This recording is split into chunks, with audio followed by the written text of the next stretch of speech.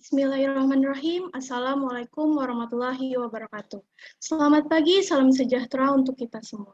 Shalom, Om Swastiastu, Namo Buddhaya, dan salam kebajikan. Pertama-tama, marilah kita panjatkan puji dan syukur atas kehadirat Tuhan Yang Maha Esa, karena berkat rahmat dan karunia-Nya, kita dapat berkumpul pada acara webinar hari ini. Semoga kita selalu senantiasa diberikan kesehatan dan perlindungan oleh-Nya. Yang terhormat, Rahmadinda selaku Komandan KSR PMI Unit Politeknik STMI Jakarta. Yang terhormat, Khalifatun Atskia selaku Ketua Pelaksana webinar ini. Yang terhormat, Dr. Retno Ayu Nurmala Dewi, MA selaku pembicara pada webinar ini. Serta teman-teman yang sudah menyempatkan waktunya untuk hadir pada webinar ini. Sebelum acara dimulai, izinkan saya memperkenalkan diri. Saya, Nabila Ajeng Kirana, selaku pembawa acara webinar hari ini. Baik, sebelumnya saya akan membacakan tata tertib terlebih dahulu. Tata tertib peserta webinar. Peserta diharapkan memasuki room meeting sebelum acara dimulai. Akses dibuka 15 menit sebelum acara dimulai. Nama peserta dengan format peserta_nama. Peserta diwajibkan menggunakan pakaian rapi dan sopan. Peserta diwajibkan berperilaku sopan saat acara dilaksanakan. Peserta diwajibkan on kamera selama acara berlangsung. Peserta diharapkan untuk mematikan suara selama acara berlangsung. Peserta diharapkan untuk tidak keluar masuk Zoom room meeting. Apabila ada yang izin ke toilet, bisa menggunakan fitur chat.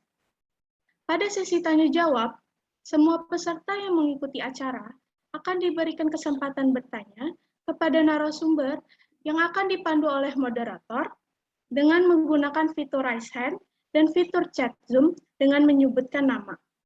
Peserta dianggap hadir dan mendapat e-sertifikat dihitung dari yang mengisi link absen di awal dan di akhir yang berada pada chat Zoom. Semua peserta diharapkan mengikuti acara hingga selesai dan tertib. Diingatkan lagi kepada teman-teman untuk menggunakan format yang sudah ditentukan oleh panitia, yaitu peserta_nama. Baik, tidak berlama-lama, saya akan membacakan susunan acara hari ini. Acara kita dimulai dengan pembukaan, lalu dilanjutkan dengan mendengarkan lagu Indonesia Raya dan Mars PMI, sambutan Wakil Komandan dan Ketua Pelaksana, pembacaan CV pembicara oleh moderator, penyampaian materi, sesi tanya jawab, kesimpulan oleh moderator, sesi games, dan yang terakhir adalah penutupan dan foto bersama. Baik, selanjutnya adalah mendengarkan lagu Indonesia Raya dan Mars PMI. Peserta diharapkan mendengarkan dengan khidmat. Kepada operator, dipersilahkan.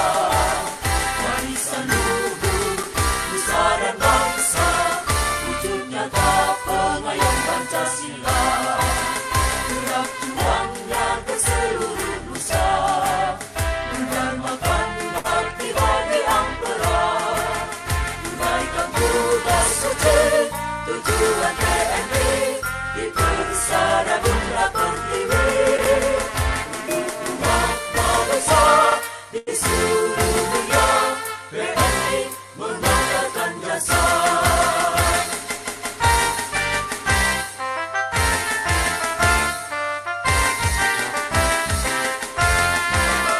Salam merah Indonesia, sumber kasih umat manusia, warisan luhur nusa dan bangsa, wujud nyata pengayom Pancasila, gerak juangnya ke seluruh nusa, menghormatkan bakti bagi ampera, tunaikan tugas suci, tujuan TNI, di Persada Bunda Pertiwi, untuk umat bangsa di seluruh dunia, TNI mengangkatkan jasa.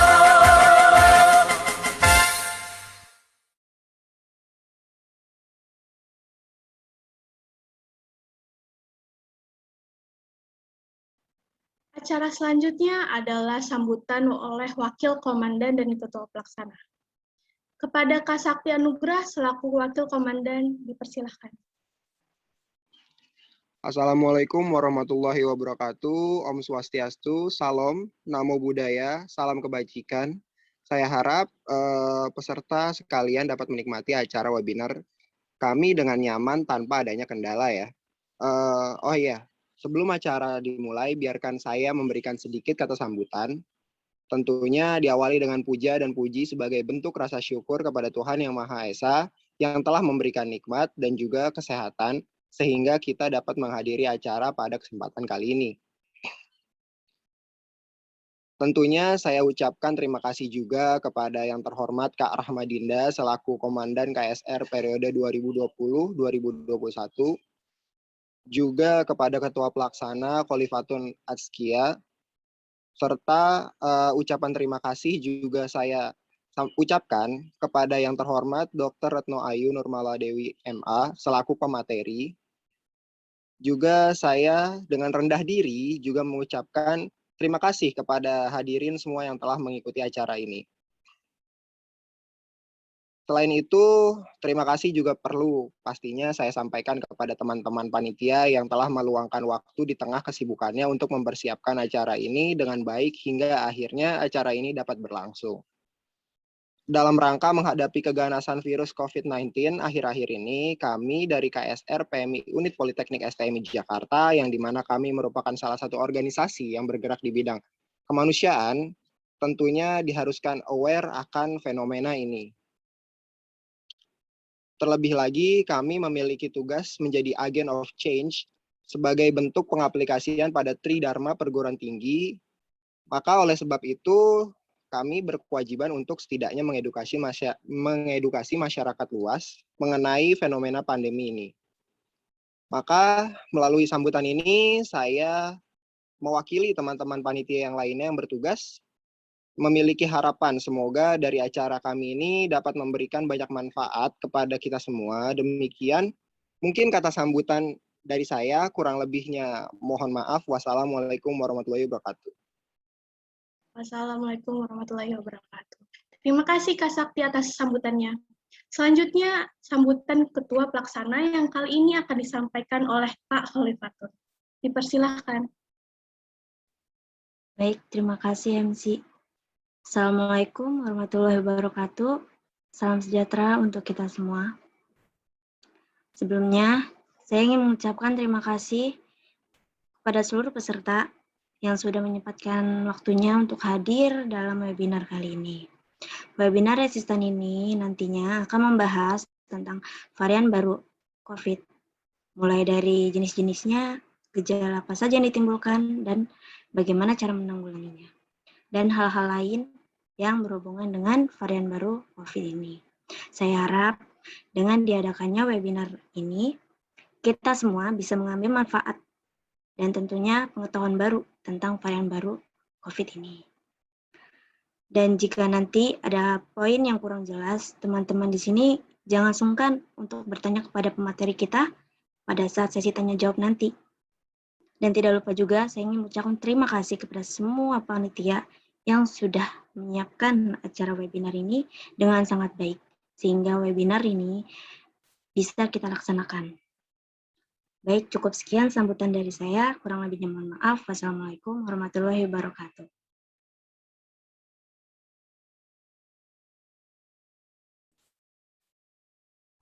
Bismillahirrahmanirrahim. Assalamualaikum warahmatullahi wabarakatuh. Selamat pagi semuanya. Salam sejahtera bagi kita semua. Salam Om Swastiastu, Namo Buddhaya, dan salam kebajikan. Perkenalkan, saya Rauda Sapna Maharani selaku moderator pada acara webinar kali ini. Oh iya, gimana nih kabar teman-teman semuanya? Selalu jaga kesehatan ya. Dan jangan lupa selalu terapkan protokol kesehatan yaitu 5M. Mencuci tangan, menjaga jarak, memakai masker, menjauhi kerumunan, dan membatasi mobilitas. Pastinya teman-teman udah nggak sabar banget nih sama pembahasan kita yang sangat luar biasa dan pastinya menarik dong, yaitu Remain Conscious and Intelligent to the New COVID Variant atau disingkat resisten. Sebelum masuk ke materi, saya akan membacakan CV pembicara kita. Boleh untuk operator menampilkan CV pemateri kita? Pembicara webinar kali ini bernama Dr. Retno Ayu Murmala Dewi MA, tempat tanggal lahir Jakarta 5 Maret 1989, jenis kelamin perempuan, alamat Jalan Lembah Pasir nomor 53 RT 01 RW 12 Depok, kode pos 16451, nomor HP 0812121228182, emailnya ayul53198@gmail.com. Statusnya sudah menikah dan sudah dikaruniai 2 orang anak. Agama Islam, kewarganegaraan Indonesia. Beliau menempuh pendidikan di tahun 2018 sampai 2019, program Pasca Sarjana Magister Ilmu Administrasi STIAMI Jakarta. Di tahun 2010 sampai 2012, program studi profesi dokter Fakultas Kedokteran Universitas Pembangunan Nasional Veteran Jakarta. 2006 sampai 2010, program studi sarjana kedokteran Fakultas Kedokteran Universitas Pembangunan Nasional Veteran Jakarta. Lanjut, 2003 sampai 2006, beliau alumni SMAN 98 Jakarta. Di tahun 2000 sampai 2003, SMP Negeri 102 Jakarta. Dan yang terakhir, di tahun 1994 sampai 2000 di SDN Kalisari 03 Pagi, Jakarta. Beliau sekarang bekerja dari 2021 sampai sekarang Ketua Tim Vaksinasi COVID-19 RSUD Budi Asi Jakarta Timur, Provinsi DKI Jakarta. Lalu di 2000 sampai sekarang Kepala Instalasi Rekam Medis dan Informasi Kesehatan RSUD Budi Asi. Lalu 2019 sampai 2020 Kepala Instalasi Medical Check Up Poliklinik Zamrud dan Layanan Calon Jemaah Haji dan Umroh RSUD Budi Asi. 2016 sampai 2019 Case Manager di RSUD Budi Asi Jakarta Timur, Provinsi DKI Jakarta. Di tahun 2014 sampai 2016, Dokter IGD di RSUD Budi Asi Jakarta Timur, Provinsi DKI Jakarta. Lalu di tahun 2013 sampai 2014, dokter umum di Puskesmas Kecamatan Kalianda, Kabupaten Lampung Selatan, Provinsi Lampung. Lalu yang terakhir, 2013 sampai 2014, dokter umum di RSUD Dr. Haji Bob Bazar, SKM Kabupaten Lampung Selatan di Provinsi Lampung. Nah,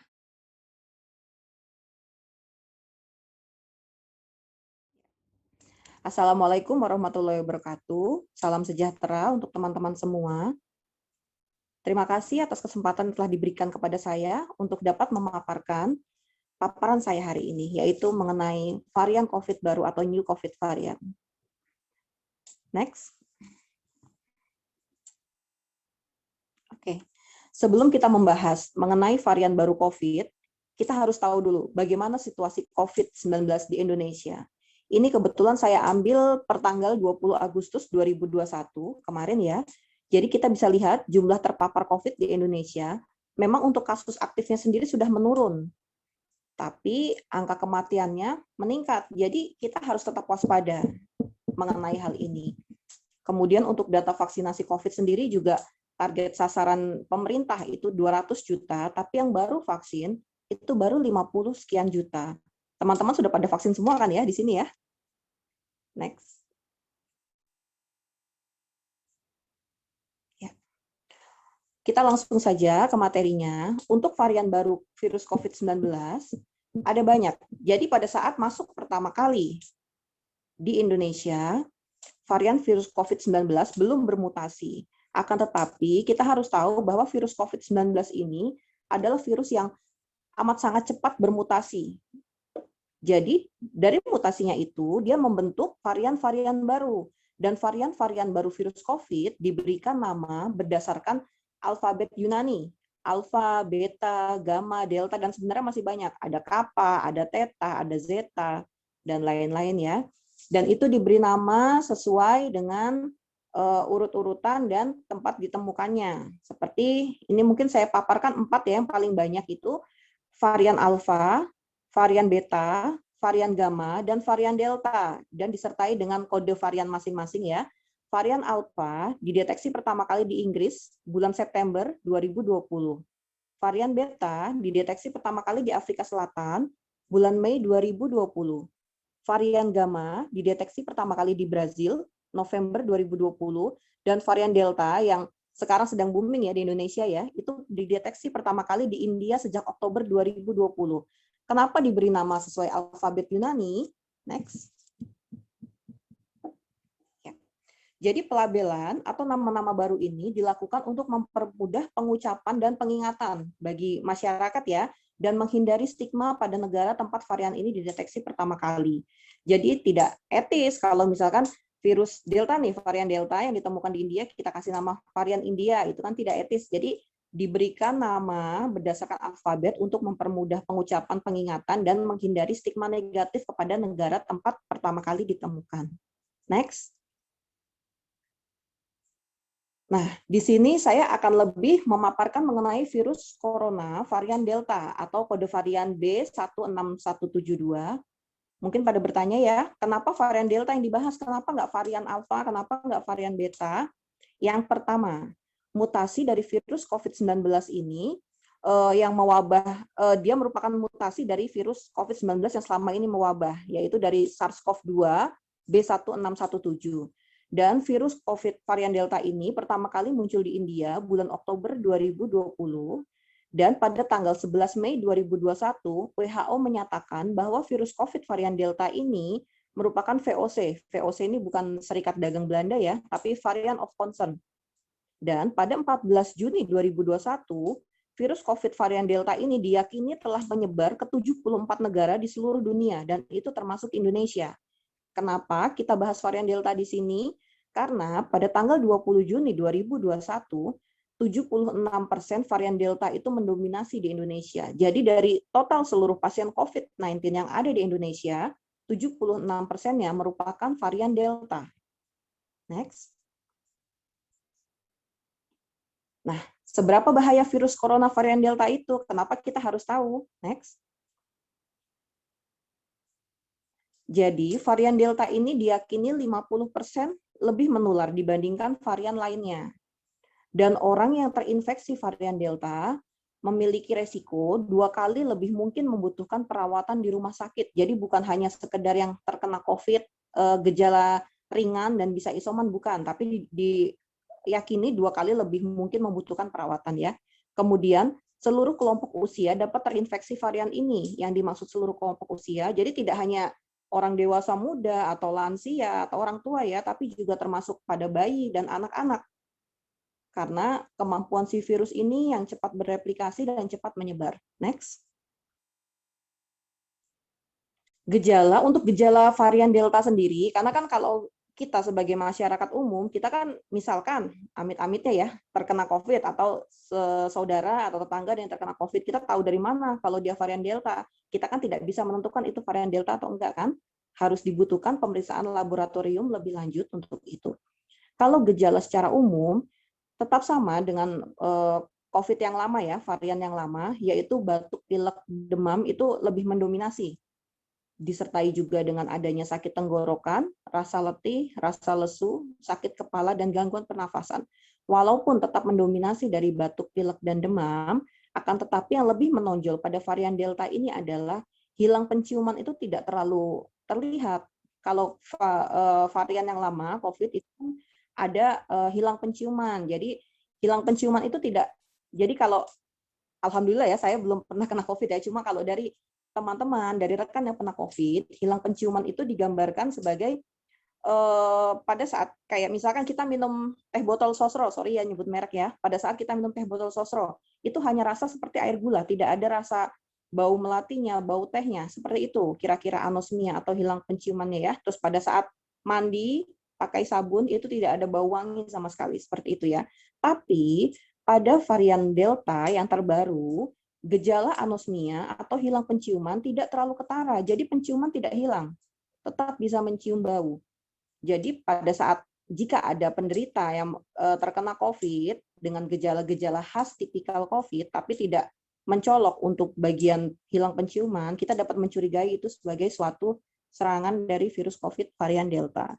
Tapi tentunya akan dibutuhkan pemeriksaan lebih lanjut untuk itu. Next. Nah, ini yang harus kita ketahui bersama-sama ya. Kenapa sih virus COVID cepat menyebar? Gitu. Yang pertama, karena ini pola mindset yang ada di kita sendiri ya. Mungkin tidak hanya teman-teman, mungkin saya juga. Seperti misalkan, mereka kan kolega saya, jadi nggak apa-apa kalau saya ngomong nggak pakai masker. Atau mereka teman dekat saya, jadi bisa loh saya ngomong nih, nggak usah pakai masker. Atau yang paling sering, karena kan mereka keluarga saya, jadi nggak apa-apa nggak pakai masker. Nah, kita jangan sampai melakukan kesalahan di atas. Kita harus tetap menerapkan protokol 5M seperti tadi yang dibilang oleh moderator ya, oleh Mbak Rauda ya, tetap 5M harus kita jalankan. Jadi walaupun mereka kolega atau teman dekat atau keluarga, tapi tetap kita harus bisa menjaga diri kita sendiri dan menjaga orang lain supaya virus COVID ini tidak cepat menyebar. Next. Nah, kemudian untuk varian Delta ini, seperti tadi yang saya paparkan, varian Delta tidak hanya menyerang satu kelompok usia tertentu, seperti virus COVID varian yang lama, itu kan paling banyak usia dewasa ya, dewasa muda dan lansia. Tapi pada varian Delta, pasien anak itu juga banyak yang terkena COVID. Mungkin kan teman-teman ada yang punya adik kecil atau tetangga atau saudara yang ini kita harus waspadai COVID-19 pada anak, terutama untuk varian terbaru ini. Kenapa? Karena 1 dari 8 kasus COVID-19 di Indonesia, pasien itu adalah anak-anak. Dan 3-5% di antaranya itu meninggal dunia, kasusnya berat ya. Dan 50 kasus meninggal itu sendiri adalah balita atau anak usia di bawah 5 tahun. Next. Nah, ini yang harus kita ketahui ya. Apa yang harus dilakukan bila terinfeksi COVID-19 varian Delta? Next. Jadi ada banyak hal yang bisa kita lakukan ya, dan ini harus kita pahami bersama untuk sebagai pengetahuan kita, dan kita bisa share atau bagikan kepada kerabat, keluarga, atau tetangga yang membutuhkan. Yang pertama, laporkan hasil tes kepada tokoh masyarakat terdekat. Jika kita di lingkungan rumah, bisa dilaporkan kepada RT setempat atau RW setempat. Dan nantinya dari RT atau RW akan meneruskan laporannya kepada puskesmas terdekat. Jadi tidak perlu takut, tidak perlu ditutupi, tapi kita harus menjaga diri kita, keluarga kita, dan juga tetangga-tetangga kita dengan kita melaporkan hasil tes kepada tokoh masyarakat terdekat, yaitu Pak RT dari lingkungan rumah ya. Kemudian nanti jika tidak ada gejala, itu disarankan untuk isolasi mandiri. Isolasi mandiri pun tetap dengan menerapkan protokol kesehatan. Jadi Tidak mentang-mentang isolasi mandiri di rumah sakit, oh nggak usah pakai masker, nggak usah ini, oh tidak. Tapi tetap menggunakan masker, tetap cuci tangan, dan lain-lain ya. Jika gejalanya sedang, nantinya akan dinilai oleh pihak puskesmas, itu akan dilakukan isolasinya itu tidak di rumah, tapi isolasi dan perawatan di rumah sakit untuk gejala yang sedang. Jika gejalanya berat, perawatannya di rumah sakit, tapi di ruang HCU atau ICU, karena memerlukan obat-obatan dan terapi lebih lanjut lagi. Kemudian ini yang tadi saya katakan, tetap memakai masker, menjaga jarak, dan juga mencuci tangan pada saat di rumah. Kemudian yang terpenting, tetap rileks, serta menjaga kesehatan fisik dan mental. Jangan stres, jangan takut. Jadi COVID-19 itu adalah bukan sesuatu yang harus ditakuti, bukan, tapi harus diwaspadai. Jadi kita harus membedakan antara waspada dan takut ya teman-teman ya. Next. Nah, apa yang bisa kita lakukan supaya kita tidak tertular oleh varian baru ini? Yang pertama, tetap, ini intinya adalah protokol kesehatan ya, mengenakan masker. Masker itu terutama ya. Kemudian juga mencuci tangan dengan menggunakan air mengalir dan sabun, atau jika pergi-pergi kita dapat membawa hand sanitizer. Ini terakhir 10.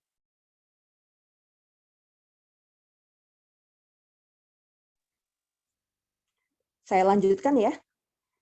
Boleh, Dok. Kemudian kita harus menutup hidung dan mulut ketika kita batuk atau bersin, kemudian menghindari kontak langsung dengan penderita infeksi pernafasan akut. Dan yang terakhir, kita harus melaksanakan vaksinasi, karena vaksinasi merupakan upaya yang sangat signifikan untuk mencegah terpaparnya COVID-19. Next. Ini mungkin saya bahas sedikit tentang masker ya, karena kita harus tahu. Masker yang ada di Indonesia itu ada masker medis dan masker kain, secara garis besar dibagi seperti itu. Masker medis kemampuannya itu kalau tidak diikat sebanyak 56,1%. Kenapa kemampuannya rendah? Karena masih ada kemungkinan untuk udara atau droplet itu lolos melalui lubang samping yang di pipi. Kemudian untuk masker kain lebih rendah lagi, yaitu 51,4%. Bagaimana cara kita meningkatkan efektivitas masker medis? Mungkin sudah sering lihat di TikTok atau di YouTube ya. Jadi masker medis itu bisa kita ikat atau kita simpul di bagian sisi yang dekat pipi. Nah, itu sudah memberikan perlindungan atau efektivitas filtrasi sebanyak 77% karena menghindari udara yang lolos di samping pipi. Kemudian jika ingin meningkatkan efektivitasnya sebanyak 85,4%, kita dapat menggunakan masker ganda atau masker double. Next. Masker ganda itu bagaimana maksudnya ya, masker double tadi ya. Jadi masker double itu adalah menggunakan masker medis dan masker kain secara bersamaan dengan posisi masker medis ada di dalam dan masker kain ada di luar. Dan pastikan penggunaan masker medis itu tidak mengganggu pandangan dan juga kita tetap mudah bernafas. Bagaimana kita tahu masker yang kita pakai itu sudah ketat, maksudnya sudah tidak ada udara yang lolos atau tidak? Paling gampang sih kalau orang yang pakai kacamata ya, tidak ada uap yang keluar ke arah kacamata. Mungkin tahu ya teman-teman kalau pakai kacamata, kalau maskernya nggak ketat gitu ya, itu masih ada udara yang keluar, jangan jadi embun di kacamata. Nah, seperti itu kira-kira kita bisa tahu ketat atau enggaknya ya. Next. Ini ya, tata cara menggunakan masker ganda tadi ya. Jadi masker medis ada di sebelah dalam dan masker kain ada di sebelah luar. Dan ini yang banyak terjadi di masyarakat, tidak boleh menggabungkan antara masker medis berjenis KN95 dan masker medis biasa. Kemudian juga tidak boleh menggunakan masker medis, dua-duanya masker medis biasa di double. Kenapa tidak boleh? Yang pertama, jika masker KN95 mungkin tahu teman-teman pasti sudah banyak yang pakai ya, karena sudah banyak yang jual ya. Masker KN95, efektivitasnya untuk menyaring udara sudah 95%. Jadi tidak perlu didouble lagi dengan masker medis, karena tidak ada perbedaan signifikan antara didouble atau tidak. Jadi cukup satu saja kalau mengenakan masker KN95 ya. Jika masker medis dan masker medis biasa didouble, itu juga tidak boleh. Karena apa? Karena masker medis biasa tidak diciptakan untuk didouble. Jadi tidak, malah jika kita menggabungkan dua masker medis biasa, itu ada kemungkinan celah di antara kedua masker itu, dan celah itu yang berpotensi sebagai pintu masuk droplet. Jadi yang paling benar adalah menggunakan masker medis biasa ditumpuk dengan masker kain, atau jika menggunakan masker KN95 cukup masker KN95 saja. Next. Kemudian ada perlakuan spesial untuk si masker kain ini, karena masker kain ini kan sekarang banyak yang menggunakan juga sebagai fashion ya, ada yang dengan renda-renda dan lain sebagainya gitu ya. Dan ini mencucinya kita harus benar. Yang pertama, kita harus rendam dengan air hangat. Disarankan menggunakan air hangat dan deterjen untuk membunuh kuman atau partikel virus yang ada di dalamnya. Kemudian setelah direndam selama 10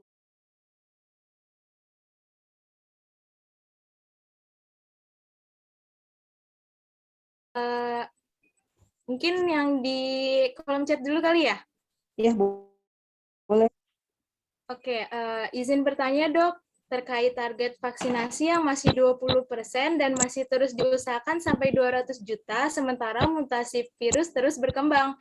Pertanyaan saya, apakah bisa diprediksi vaksin tersebut akan tetap efisien untuk varian virus yang mungkin ada lagi? Terima kasih dok, Kinanti. Ya, mungkin saya langsung jawab saja ya untuk pertanyaan dari Mbak Kinanti ya. Iya dok. Untuk terkait target vaksinasi yang memang tadi ya seperti yang kita bahas ya masih sangat rendah ya dan masih jauh dari angka 200 juta. Jadi gini, kita harus pahami bahwa vaksinasi itu adalah suatu upaya atau suatu ikhtiar untuk mencegah virus COVID-19. Dan untuk varian Delta atau mutasi virus lainnya, itu dari Bio Farma atau dari produsen dari pembuatan vaksin itu sendiri telah menambahkan atau senyawa yang untuk aktif kepada varian mutasi virus yang berkembang. Dan untuk vaksin sendiri kan sekarang banyak jenisnya ya, untuk jenis vaksinnya ada Sinovac, ada AstraZeneca, dan juga Moderna yang terbaru dan akan ada Pfizer. Untuk usia 12 sampai 17 tahun, mungkin teman-teman ada kali ya, masih 17 tahun ya, itu digunakan vaksin Sinovac. Karena Sinovac itu yang paling aman untuk usia di bawah 18 tahun, untuk kategori remaja. Untuk kategori 18 tahun ke atas, sekarang digunakan vaksin AstraZeneca. AstraZeneca ini juga memiliki kemampuan yang bagus ya, dan sensitif juga kepada varian Delta. Dan untuk lansia atau orang yang memiliki penyakit tertentu, itu digunakan vaksin jenis Moderna atau Pfizer. Dan insya Allah vaksin-vaksin ini sendiri efektif, dan juga perlu diketahui bahwa vaksin itu adalah senyawa yang dimasukkan ke tubuh, dan tubuh kita memiliki kontrol sendiri terhadap pembentukan antibodinya. Jadi kembali lagi kepada masing-masing antibodinya yang terbentuk seperti apa. Tentunya pembentukan antibodi seseorang dengan orang lain tidak sama. Misalkan pada saat saya disuntikan Sinovac, mungkin antibodi saya hanya terbentuk 60%, tapi mungkin pada Mbak Kinanti bisa 90%, seperti itu, beda-beda. Tapi tentunya harus dipahami bahwa jika tidak divaksinasi akan lebih bahaya lagi dan lebih beresiko untuk terpapar. Demikian. Gimana nih Kak Kinanti untuk jawabannya, apakah terjawab?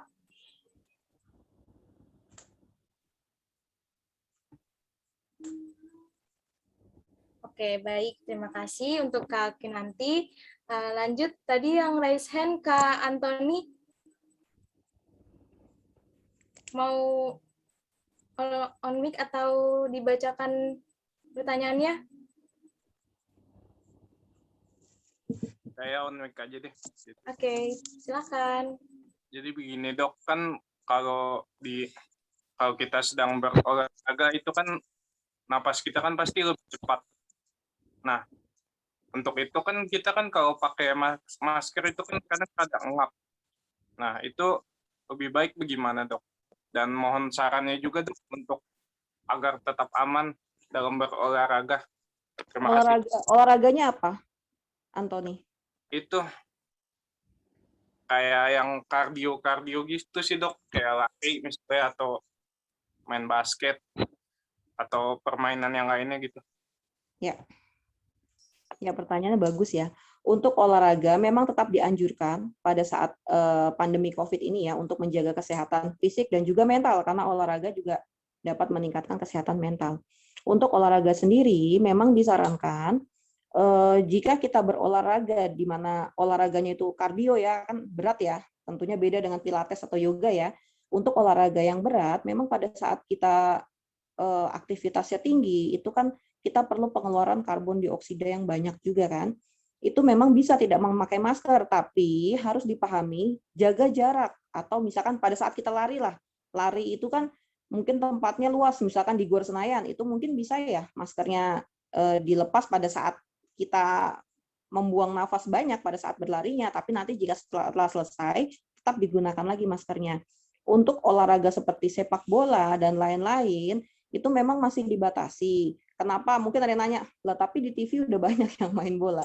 Nah itu beda, kalau yang di TV itu telah melalui prosedur pemeriksaan kesehatan yang ketat. Jadi mereka punya dokter sendiri nih dari klub sepak bolanya itu.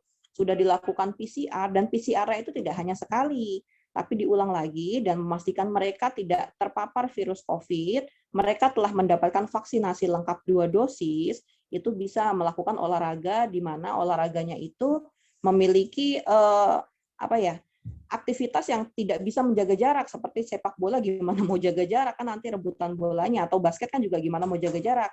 Atlet-atlet yang ada yang kita lihat di televisi itu sudah divaksin 2 kali, sudah melalui uji saring atau screening COVID-19 di mana sudah bisa dipastikan mereka tidak terkena COVID. Untuk kita sebagai masyarakat umum memang belum disarankan sebenarnya untuk olahraga di mana kita tidak bisa menjaga kontak fisik, jarak antara kontak fisik. Jadi untuk masyarakat umum masih dianjurkan olahraga di mana kita olahraga sendiri. Misalkan kalau tadi mau lari ya mungkin lari di sekeliling rumah saja yang tidak terlalu banyak orang terpapar. Seperti itu kurang lebihnya. Baik, terima kasih dok. Baik, terima kasih. Lanjut ke pertanyaan selanjutnya, yaitu dari tadi yang raise hand ke Kak Jagat. Dipersilakan. Iya. Maaf, nggak on cam ya.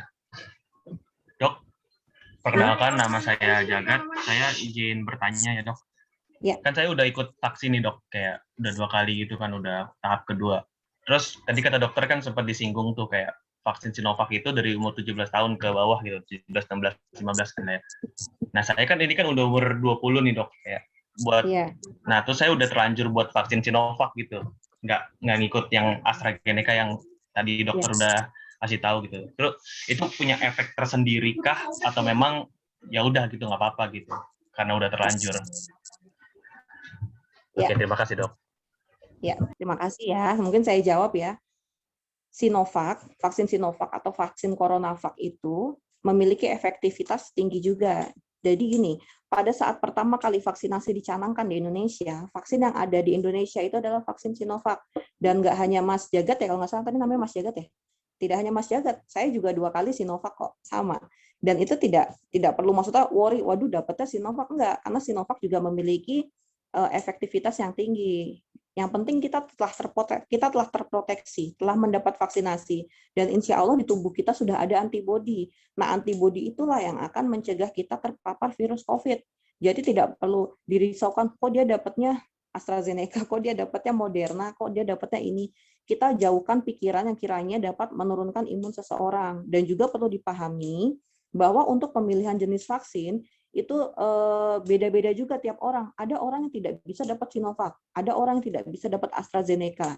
Dan yang penting kita telah yakin, kita telah divaksin 2 kali, insya Allah antibodi kita juga telah terbentuk. Bagaimana Kak Jagat dengan jawabannya? Apakah terjawab? Sudah, terima kasih. Sama-sama. Oke, terima kasih. Lanjut ke pertanyaan selanjutnya dari KSR PMI Unit Staini, Ahimullah. Boleh persilakan untuk on mic.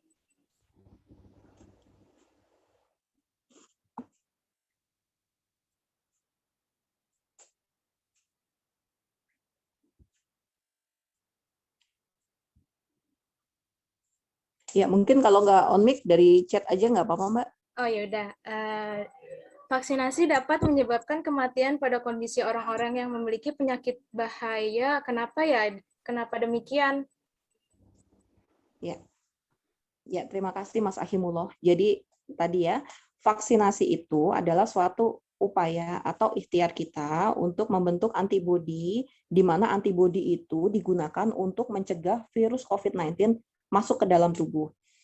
Mungkin jadi gini, di Indonesia banyak berita yang beredar, vaksinasi bikin meninggal, vaksinasi bikin cacat, vaksinasi bikin ini gitu. Itu sebenarnya hanya sekedar berita ya. Vaksinasi sendiri jika divaksinasi saja kan mungkin pernah dengar ya tadi, mungkin ada pertanyaan juga ya.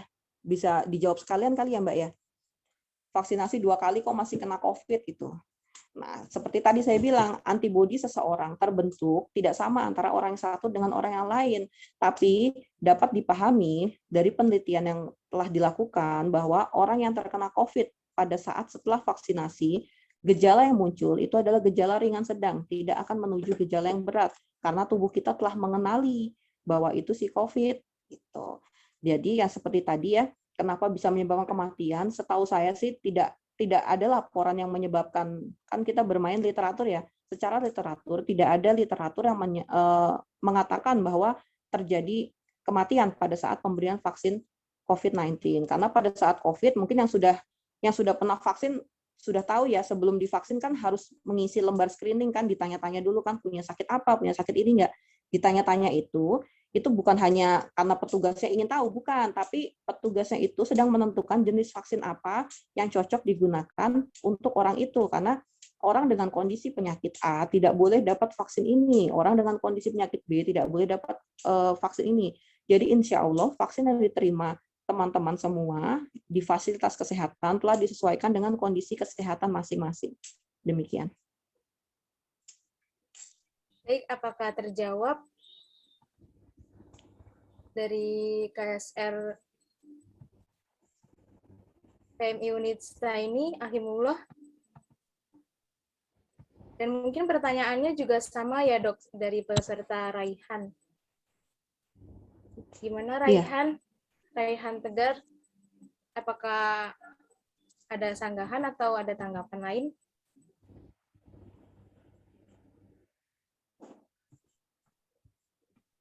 Baik. Lanjut ke pertanyaan selanjutnya dari Genesis. Boleh on mic juga, Kak Genesis. Oke, mungkin dibaca aja kali ya dok. Saya pernah baca kalau pandemi COVID di India juga diperparah oleh infeksi jamur putih dan jamur hitam. Apakah hal ini kemungkinan bisa terjadi juga di Indonesia? Dan apakah vaksin juga dapat mencegah komplikasi ini terjadi? Ya, terima kasih. Untuk masalah jamur putih atau jamur hitam, kita bahas jangan jamur putih, jamur hitam dulu ya. Tapi penyakit lain itu juga bisa masuk ke tubuh kita selain dari COVID-19. Penyakit yang ada di tubuh kita itu juga bisa memperparah kondisi COVID-19 jika terkena virus COVID-19. Jadi nanti yang harus diketahui, jika kita atau orang sudah memiliki pemahaman bahwa saya memiliki penyakit tertentu, dia harus bisa menjaga dirinya. Kalau sudah tahu dia punya komorbid, misalkan saya punya diabetes dan punya hipertensi, ya harus berarti protokol kesehatannya harus diperketat supaya jangan sampai terpapar virus COVID-19. Karena virus COVID-19 itu sendiri kan menurunkan kekebalan tubuh. Sementara jika kekebalan tubuh kita turun, penyakit lain itu akan mudah menyerang. Jadi jangankan penyakit-penyakit yang aneh-aneh ya. Jadi kalau kekebalan tubuh kita turun, penyakit influenza saja bisa masuk. Jadi bisa ada 2 penyakit, COVID-19 dan influenza misalkan, atau penyakit lain seperti itu. Jadi kita yang bisa menentukan diri kita sendiri, kita yang bisa menjaga diri kita sendiri, pahami kondisi tubuh kita, pahami penyakit yang kita miliki atau penyakit penyerta, atau faktor resiko, misalkan punya asma dan lain-lain, kita paham diri kita sendiri, kita bisa jaga diri kita sendiri, insya Allah tidak akan memperparah kondisi itu. Baik, bagaimana? Apakah sudah menjawab pertanyaannya?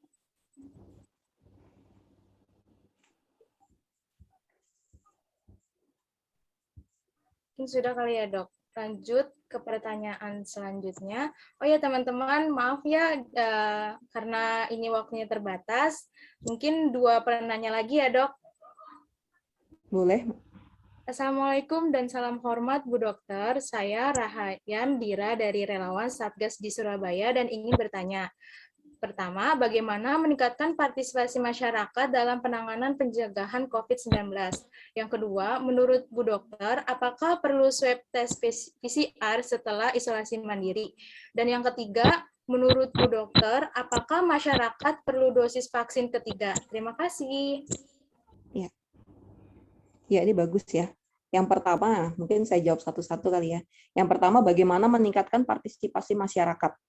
Jadi kita bicara, jangan masyarakat dulu, diri kita dulu. Diri kita paham, diri kita mengerti bagaimana pencegahan COVID-19, mulai dari diri kita sendiri. Kita menerapkan protokol kesehatan.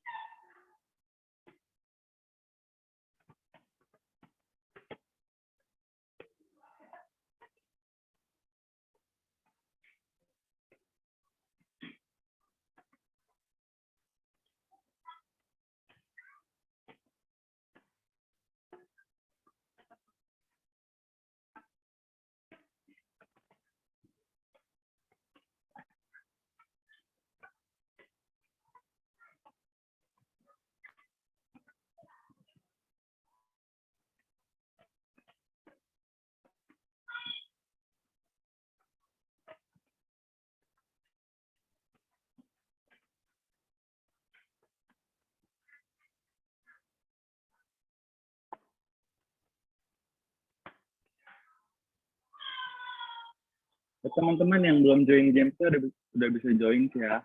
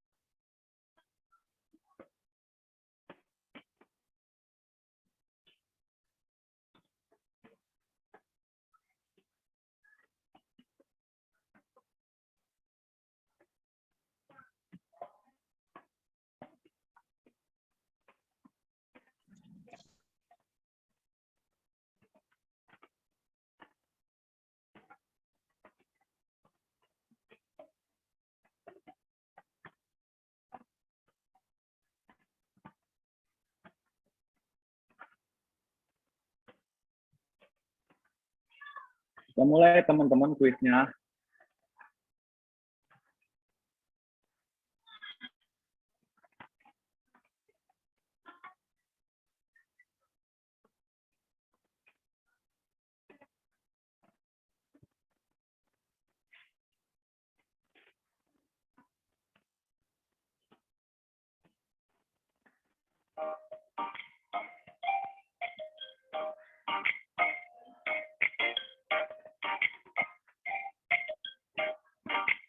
Semangat teman-teman, pasti kalau tadi dengerin Bu Dokter ngejelasin bisa jawab.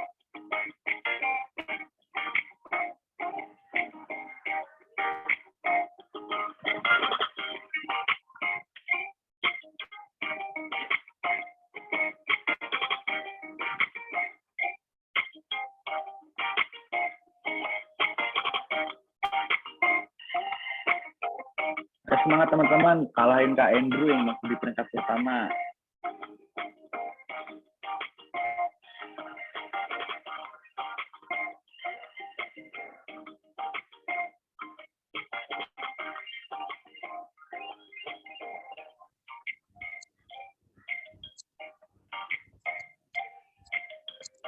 Wah, Kak Andrew masih memimpin nih di peringkat pertama.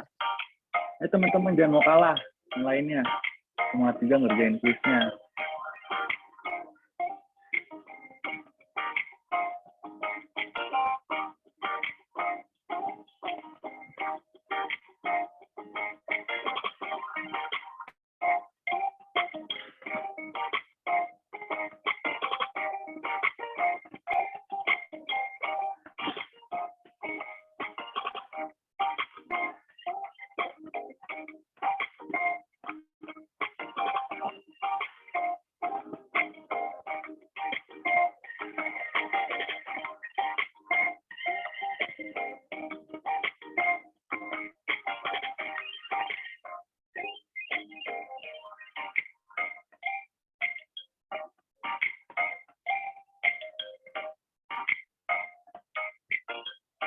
Teman-teman yang belum selesai ngerjain kuisnya ditunggu ya.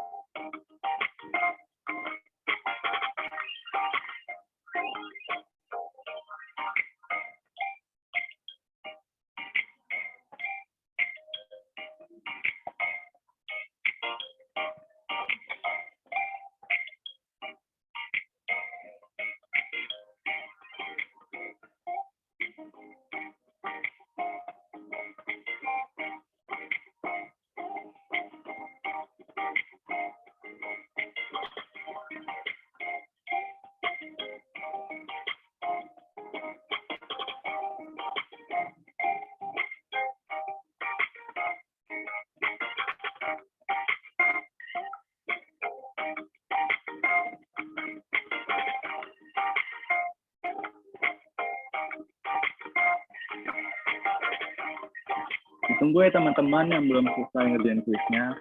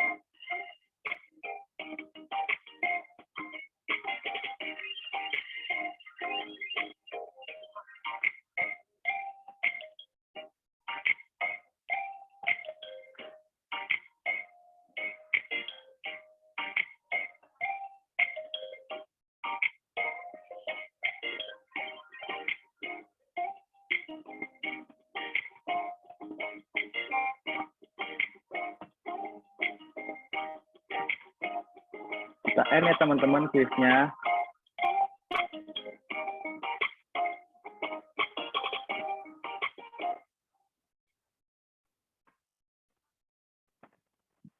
Selamat buat Kak Andrew, Kak Edi, dan juara 3-nya sayang banget. Format namanya nggak sesuai, jadi kita ambil urutan selanjutnya ya.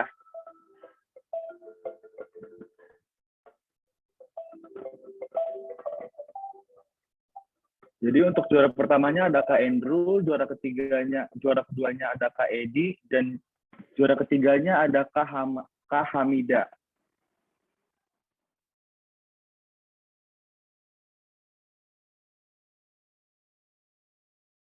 Sampai pada penghujung acara webinar hari ini. Sekali lagi, Saya ucapkan terima kasih bagi teman-teman yang sudah hadir dalam webinar pada hari ini. Semoga ilmu yang telah didapat dari webinar pada hari ini menjadi manfaat ya. Sebelum acara benar-benar ditutup, kita foto bersama dulu yuk. Dipersilahkan panitia Dekdok.